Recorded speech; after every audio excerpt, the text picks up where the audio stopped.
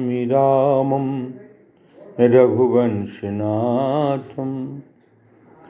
कल्पना कीजिए कि गुजरात में पाकिस्तान की सेना ठहरी हुई है। ये तो आज कोई भी हिंदुस्तानी सपना भी नहीं देख सकता, कल्पना भी नहीं कर सकता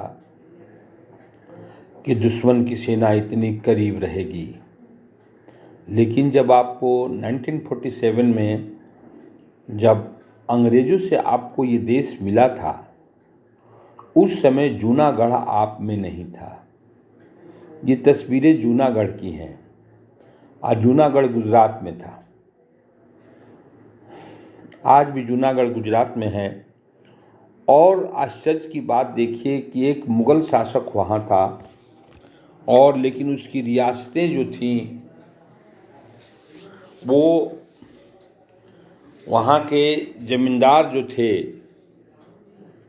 वो सब हिंदू थे। पॉपुलेशन वहाँ का जी हिंदू था, लेकिन एक मुसलमान वहाँ का नवाब था।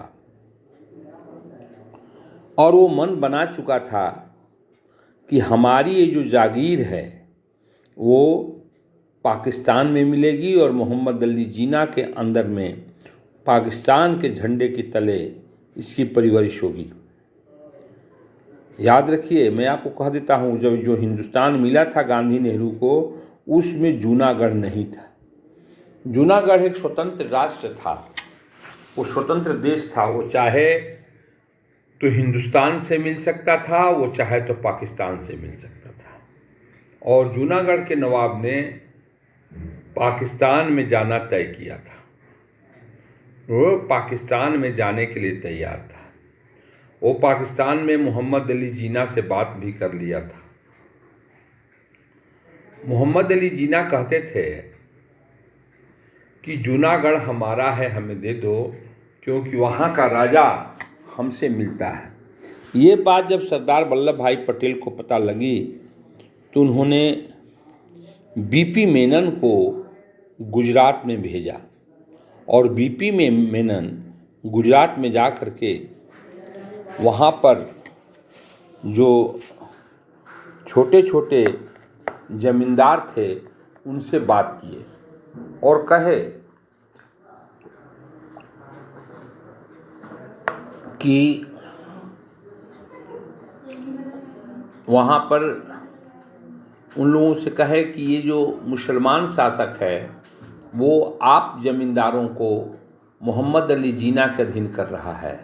अब यहाँ पाकिस्तानी ध्वज फहरेगा और यहाँ पर मोहम्मद अली जिन्ना का शासन होगा। जमींदारों ने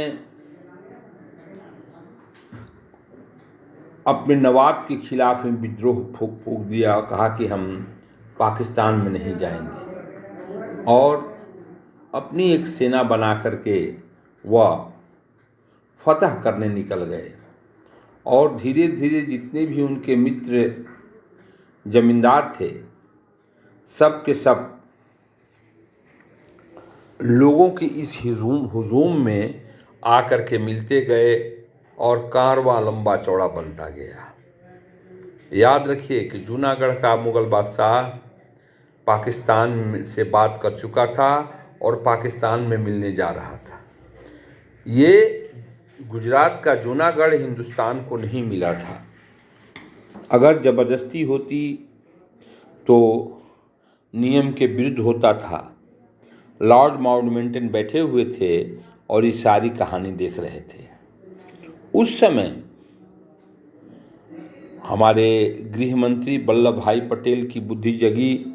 उन्होंने कहा कि किसी भी कीमत पर जूनागढ़ हम पाकिस्तान को नहीं जाने देंगे, क्योंकि जूनागढ़ जो है गुजरात में है और वहाँ का पॉपुलेशन 95% से बेसी हिंदू है। इस परिस्थिति में बादशाह के कहने के बावजूद भी, मुग़ल शासक के कहने के बावजूद भी जूनागढ़ हिंदुस्तान में ही रहना चाहिए। कर तो नहीं सकते थे कुछ। तब पाकिस्तान का मोहम्मद अली जिन्ना अड़ा हुआ था कि जूनागढ़ हम में आ जाए, लेकिन भारत के गृह मंत्री सरदार वल्लभ भाई पटेल लौह पुरुष इस बात से कतई सहमत नहीं थे। मोहम्मद अली जिन्ना कहता था कि जम्मू कश्मीर में भी जनमत संग्रह करा लो और यहाँ भी जनमत संग्रह करा लो। सरदार वल्लभ भाई पटेल मान गए। हालांकि वो जनमत संग्रह के पक्ष में नहीं थे, फिर भी नेहरू के कहने पर मोहम्मद अली जिन्ना का यह डिमांड था। सरदार वल्लभ भाई पटेल तैयार हुए और जूनागढ़ में जनमत हुआ। 1,91,000 जो वोट है वो सरदार वल्लभ भाई पटेल को मिला, जो ये कहता था कि हम पाकिस्तान में नहीं जाएंगे, हम हिंदुस्तान में ही रहेंगे।